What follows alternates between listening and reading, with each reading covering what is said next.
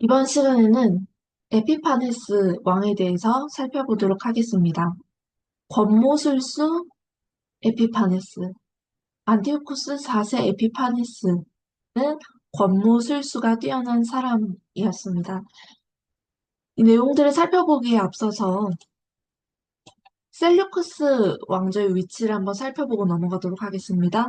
북방왕 셀류쿠스, 시리아로 위치되는 곳을 지나서 북방에서 내려오면 중간에 이스라엘이 끼어 있고 팔레스타인 지방, 이스라엘 지방이 끼어 있고 그 밑으로 남하에서 내려오면 남쪽 왕조는 이집트, 애굽, 톨레미 왕조라고 불리우는 나라들이 위치해 있습니다.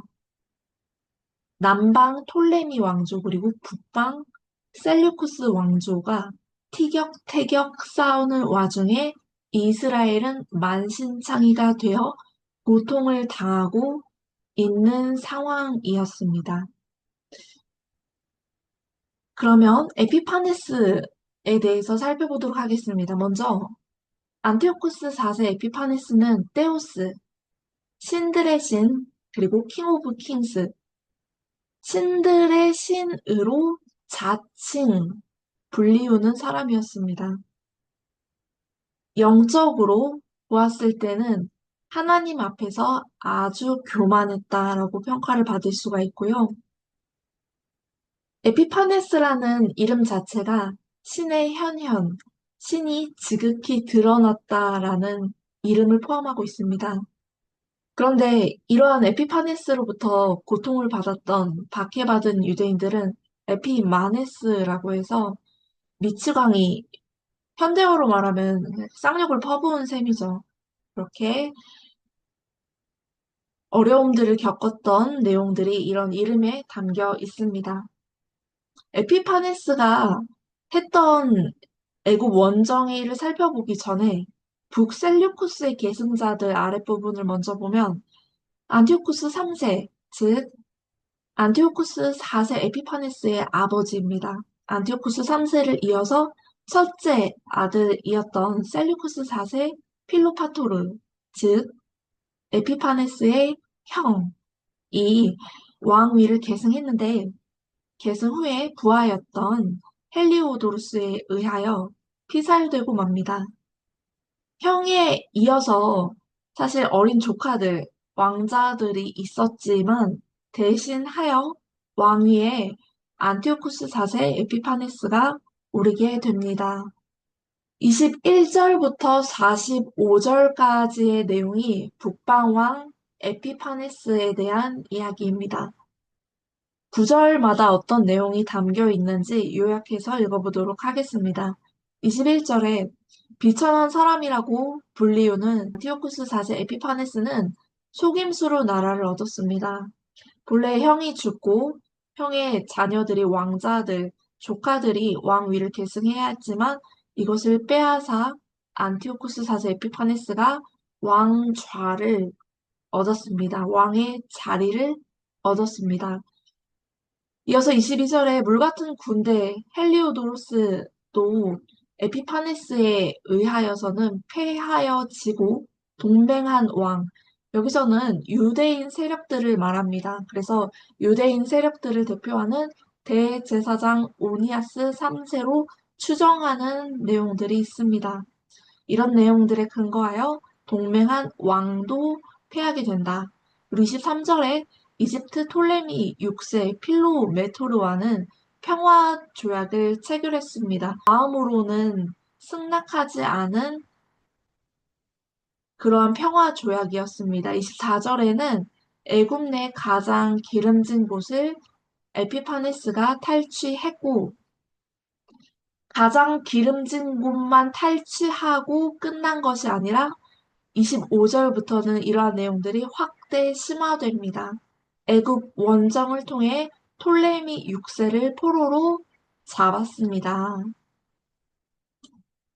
26절에는 그의 음식을 먹는 자들, 톨레미 6세의 녹봉을 받는 부하 직원들이 에피파네스에게 매수를 당했습니다. 그리고 27절에 사로잡힌 톨레미 6세는 시리아에서 제안한 이집트 분열 협정에 어쩔 수 없이 거짓으로 굴복합니다. 그리고 28절에 북방에 위치했던 셀류쿠스는 남방을 쳐들어가면서 거치게 되는 이스라엘과의 언약을 깨부숩니다. 본래 야손은 거액의 돈을 주고 대제사장이 되었습니다. 그리고 이후에 대제사장을 역임한 메넬라우스는 야손보다 더 많은 돈을 바치고 나서 대제사장 자리를 빼앗게 됩니다. 예루살렘 성전 안에는 이방인 부대를 주둔시켰습니다. 29절에 애굽을 침공합니다. 구브로를 점령하고 알렉산드리아로 진군했지만 거기까지, 이번에는 여기까지. 애굽 동맹 로마에 의하여 후퇴했습니다. 30절로 31절입니다. 기띔의 배, 즉 로마 세력은 에피파네스를 공격합니다. 애굽의 동맹이었던 로마 세력은 에피파네스를 적으로 간주합니다.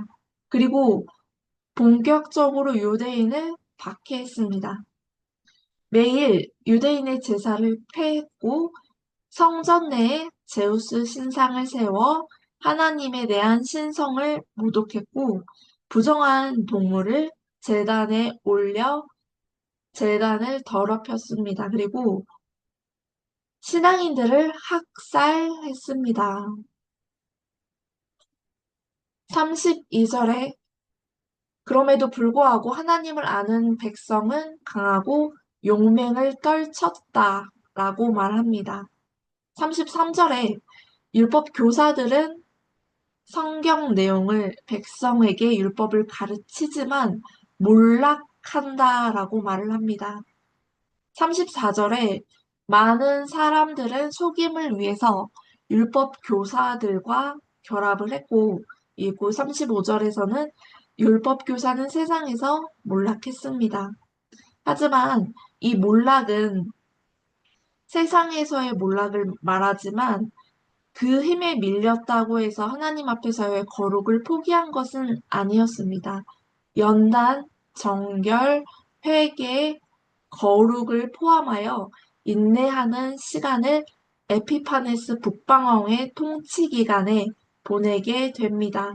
영적으로 보면 세상에서의 몰락은 하나님의 백성들, 이 당시에는 유대인들에게 회개할 수 있는 시간을 벌어둔 셈이었다고 봅니다. 36절로 39절입니다. 에피파네스는 스스로를 하나님보다 높이는 사람이었습니다. 데우스, 하나님만 칭할 수 있는 신들의 신, 킹 오브 킹스라는 이 지칭을 하나님의 권위를 빼앗았습니다. 그리고 당시에 유행하던 이방 신들, 특별히 여성들이 선호했던 탐무즈, 탐무즈는 부활을 경험했던 이방신입니다. 죽음을 경험하고 죽음 이후에 부활을 경험한 이방신인데요. 이러한 이방신을 섬기지 않고 강한 신, 제우스 왕을 섬기고 힘을 얻어서 실제로 에피파네스는 제우스 왕의 힘을 딛고 성장합니다.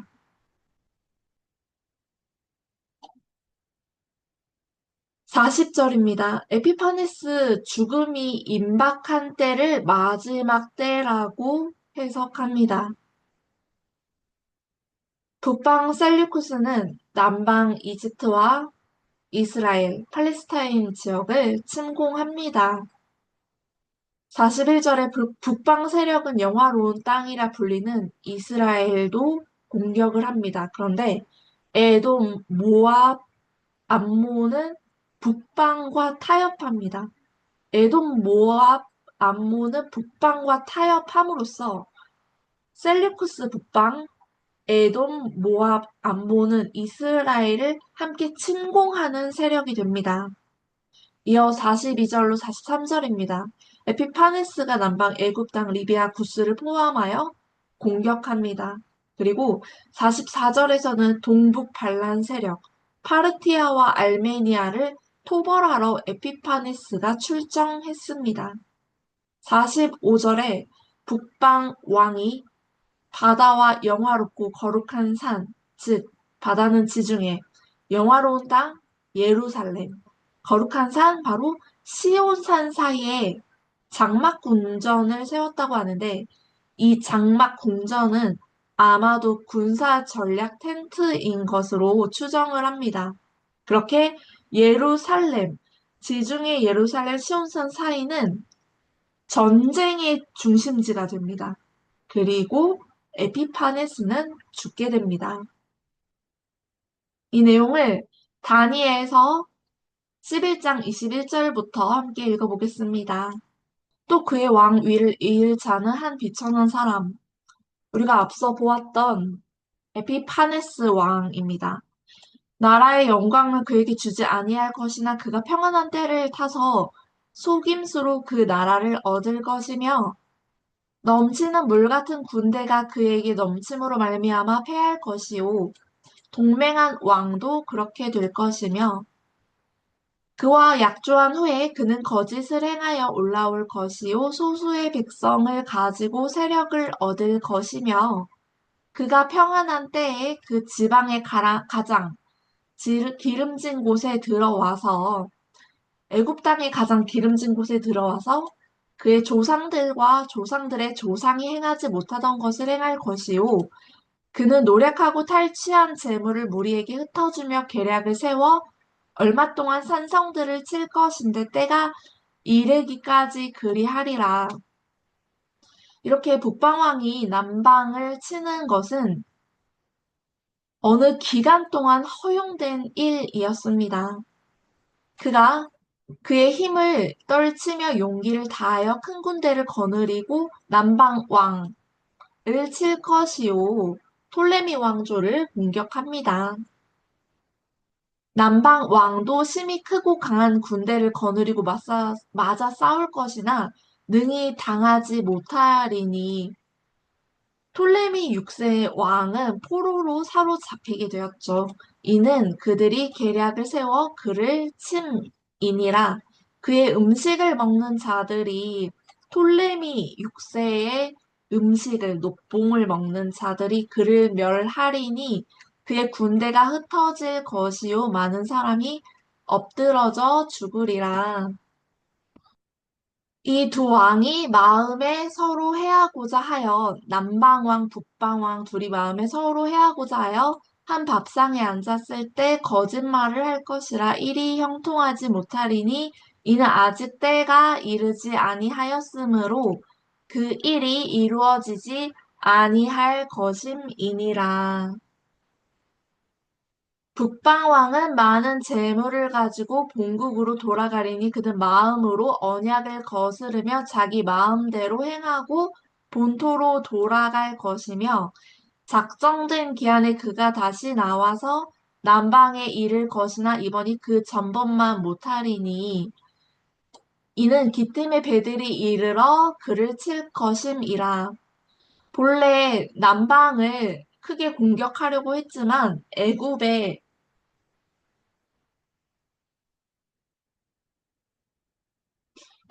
동맹국인 로마, 기뜸의 배들이 에피파네스를 공격합니다. 그가 낙심하고 돌아가면서 맺은 언약에 분노하였고 자기 땅에 돌아가서는 맺은 언약을 배반하는 자들을 살필 것이며 군대는 그의 편에 서서 성소 곧 견고한 곳을 더럽히며 매일 드리는 제사를 폐하며 멸망하게 하는 가증한 것을 세울 것이며 그가 또 언약을 배반하고 악행하는 자를 속임수로 타락시킬 것이나 오직 자기의 하나님을 아는 백성은 강하여 용맹을 떨치리라. 이렇게 본격적으로 하나님을 섬기는 예루살렘을 공격하여 성소를 더럽히고 매일 드리는 제사를 실제로 폐했으며 제우스 신상을 세웠고 하나님의 언약을 배반하도록 종용하였습니다. 33절에 백성 중에 이스라엘 백성 중에 지혜로운 자들, 율법 교사들은 많은 사람을 가르칠 것이나 그들이 칼날과 불꽃과 사로잡힘과 약탈을 당하여 여러 날 동안 몰락하리라. 실제로 죽임을 당하고 붙잡히고 약탈로 인하여 재산을 빼앗깁니다. 그들이 몰락할 때의 도움을 조금 얻을 것이나 많은 사람들이 속임수로 그들과 결합할 것이며 또 그들 중 지혜로운 자 몇 사람이 몰락하여 무리 중에서 연단을 받아 정결하게 되며 희게 되어 마지막 때까지 이르게 하리니 이는 아직 정한 기한이 남았습니다. 35절에 보니 하나님을 믿는 자 중에서 지혜로운 자들, 율법 교사들이 몰락을 경험했지만 이 몰락은 연단, 정결, 휘어지게 되는 것, 거룩하게 되는 것. 이것이 마지막 때까지 이르게 된다 했습니다. 이것은 성경에서 이르는 에피파네스의 마지막까지로 해석을 합니다. 36절에 그 왕은 자기 마음대로 행하며 스스로 높여 모든 신보다 크다 하며 비상한 말로 신들의 신을 대적하며 형통하기를 분노하심이 그칠 때까지 하리니 이는 그 작정된 일을 반드시 이룰 것임이라. 이렇게 작정된 일이라고 본 걸로 보아서 에피파네스의 악행과 교만도 하나님께서 일부 허용하신 것이라고 우리는 판단할 수 있습니다. 그가 모든 것보다 스스로 크다 하고 그의 조상들의 신들과 여자들이 흠모하는 것, 이방신을 말합니다. 돌아보지 아니하며 어떤 신도 돌아보지 아니하고 그 대신에 강한 신을 공경할 것이요. 제우스 신을 말합니다. 또 그의 조상들이 알지 못하던 신에게 금, 은, 보석과 보물을 들여 공경할 것이며 그는 이방신을 힘입어 크게 견고한 상성들을 점령할 것이요. 실제로 제우스 신을 섬겼고 덕분에 성장하였습니다. 무릇 그를 안다 하는 자에게는 영광을 더하여 여러 백성을 다스리게도 하며 그에게서 뇌물을 받고 땅을 나눠 주기도 하리라. 뇌물을 받고 재산이 늘고 땅을 나눠 주기도 했다. 부동산을 증식하여 얻은 자산으로 좋은 일도 했습니다. 40절입니다. 마지막 때에 이 마지막 때는 성경에서 말하는 에피파네스의 마지막 때를 말합니다. 남방왕이 그와 힘을 겨룰 것이나 북방왕이 에피파네스 왕이 병거와 마병과 많은 배로 회오리 바람처럼 그에게로 마주와서 그 여러 나라에 침공하여 물이 넘침같이 지나갈 것이요. 그가 또 영화로운 땅에 들어갈 것이요. 영화로운 땅은 성경에서 예루살렘 지역을 말합니다. 그냥 들어간 게 아니라 공격했다라고 해석을 합니다. 많은 나라를 패망하게 할 것이나 오직 에돔과 모압과 암몬 자손의 지도자들은 그의 손에서 벗어나리라. 에피파네스의 공격을 받지 않은 에돔, 모압, 암몬은 영화로운 땅 이스라엘을 합력하여서 공격하는 대적으로 간주를 합니다. 42절입니다. 그가 여러 나라들의 그의 손을 펴리니 애굽 땅도 면하지 못할 것이니 그가 권세로 애굽의 금, 은과 모든 보물을 차지할 것이요 리비아 사람과 구스 사람이 그의 시종이 되리라. 그러나 동북에서부터 소문이 이르러 그를 번민하게 하므로 동북에서 내란 세력들이 일어났습니다. 그가 분노하여 나가서 많은 무리를 다 죽이며 멸망시키고자 할 것이요. 동북 반란 세력인 파르티아, 알메니아를 토벌하러 에피파네스가 출정했습니다. 그가 장막 궁전을 받아 지중해 영화롭고 거룩한 산 사이에 예루살렘과 시온산, 사이에 세울 것이다. 전쟁의 텐트를 세웠으나 그의 종말이 이르리니 여기서 말하는 종말은 마지막 때 에피파네스의 종말을 말합니다. 도와줄 자가 없으리라. 이렇게 에피파네스는 죽음을 맞이하게 되었습니다. 제국 정치는 하나님께서 허용하십니다. 다니엘 11장 내용을 요약해서 보자면 바사 제국이 멸망합니다. 바사 페르시아 제국이 멸망하고 이윽고 헬라 제국이 등장합니다. 헬라 그리스가 알렉산더 대왕을 기반으로 하여 성장하고 있고 알렉산더 대왕이 죽고 나서는 네 개의 나라로 분열됩니다. 그리고 북방인 셀류쿠스, 남방의 톨레미 왕조를 중심으로 옥신각신 다투고 세력 확장을 위한 전쟁을 진행합니다. 그리고 중간에 위치한 이스라엘 팔레스타인 지역은 전쟁의 온상지가 됩니다. 5절로 20절에는 이렇게 남방왕과 북방왕 간에 전략적 화친이 있은 후에도 배신하고 전쟁을 때리는 등의 일을 하고 유대인은 중간에 핍박을 받는데 이 핍박은 날이 갈수록 더 거세집니다. 21절로 39절에 보면 신들의 신 데우스라고 불리는 안티오쿠스 4세 에피파네스가 통치하며 유대인들, 신앙이 좋은 자들을 죽이기까지 하고 학살까지 하고 제우스 신의 신전을 예루살렘 성전 안에 세움으로써 신성을 모독하고 더러운 동물들을 제단 위에 올리며 유대인들을 신랄하게 박해합니다.